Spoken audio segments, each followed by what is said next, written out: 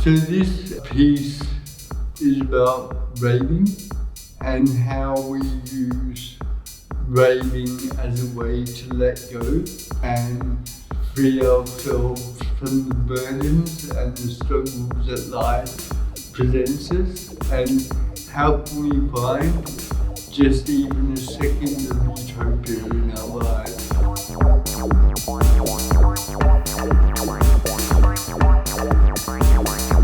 The narrative has developed through us kind of really inquiring about why is it that we rave as humans? What is it that we're trying to let go of? And how do we find moments of kind of utopia?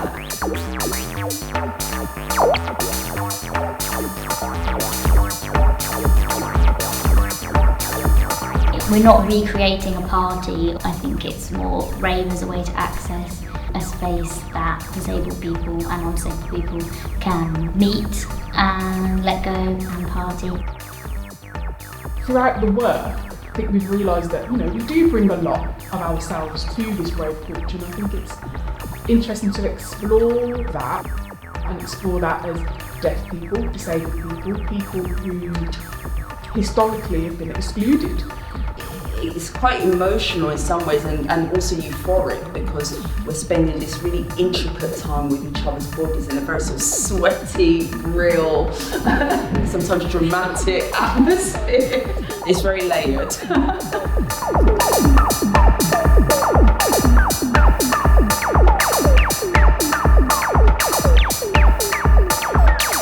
We come from a more theatre background and from a sense of how something makes us feel, or an objective to make someone else feel something.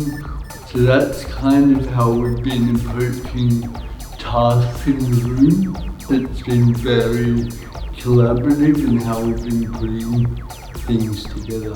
We spent a really long time sort of laying the foundations of how we want to be together, how we express what works for us, and that just laid a really good trust level. Sort of people first, dance second.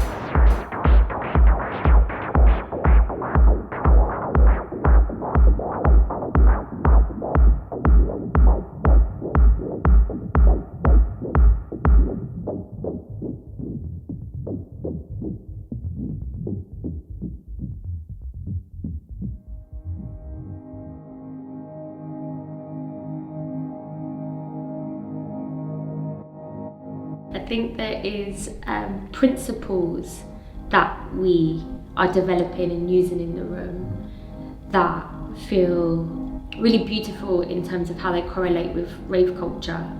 So one of the principles is follow the pleasure, along with rest. Yeah, and actually highlighting those moments of rest and letting them be seen and letting them be part of the work.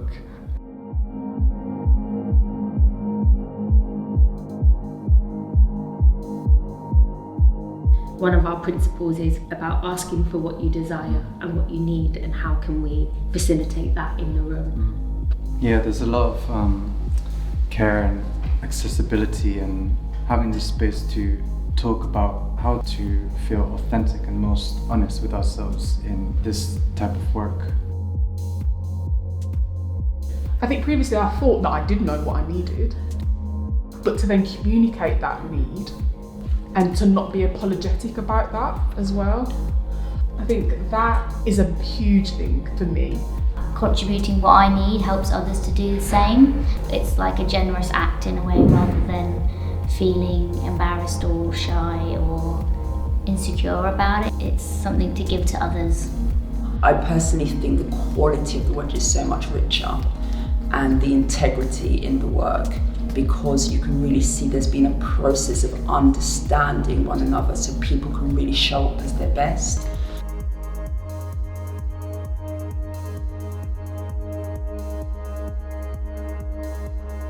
I love the intimacy that comes with it, and the intimacy of just, disabled bodies, different bodies, working together in the same space and sharing that intimacy with an audience.